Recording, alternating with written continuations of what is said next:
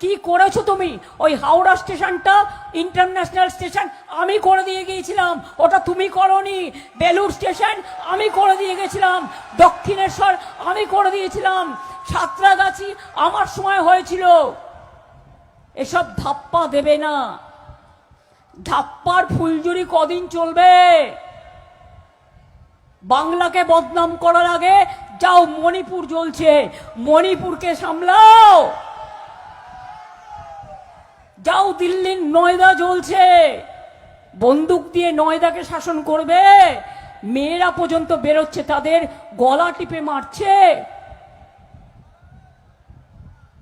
আর তোমার স্বরাষ্ট্রমন্ত্রী বিজেপি নেতা হতে পারে, মনে রাখবেন। আমি যখন একটা চেয়ারে থাকি, যদিও আমি তৃণমূলের নেত্রী হিসেবে এসছি, কিন্তু তোমার হোম মিনিস্টার মনে রেখে দিও, তোমার ইলেকশন নেই, তুমি পার্টির হয়ে কাজ করছো, তোমার চেয়ারের তো একটা রেসপেক্ট আছে। আপনার বাবু মহাশয়, বাংলায় আমরা বলি বাবু মহাশয়, মাননীয় মহোদয়, আপনার তো একটা রেসপেক্ট আছে চেয়ারের। আপনি মিটিংয়ে দাঁড়িয়ে দাঁড়িয়ে বলছেন ইলেকশন হয়ে গেলে সবাইকে পা নিচে করে আর মাথা ওপরে করে ঝোলাবেন আর পেটাবেন। এটা আপনার মুখে সাজে? এত কথা বাজে? এত খারাপ ভাষায় কথা বলতে পারেন? এত নির্লজ্জ কথা বলতে পারেন?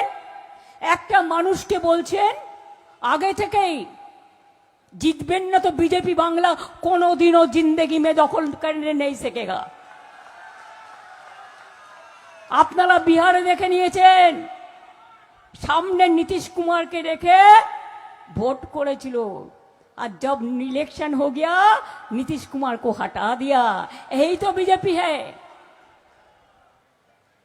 এরা মনে রাখে না 365 দিন এদের দেখা পেয়েছেন। সাইক্লোন হয়েছে, বন্যা হয়েছে, ভাঙন হয়েছে, কোভিড হয়েছে, কেউ ছিল না। আমি রাস্তায় রাস্তায় ঘুরে বেড়িয়েছি, নিজের জীবনের পরোয়া করিনি, মানুষকে বাঁচিয়েছি।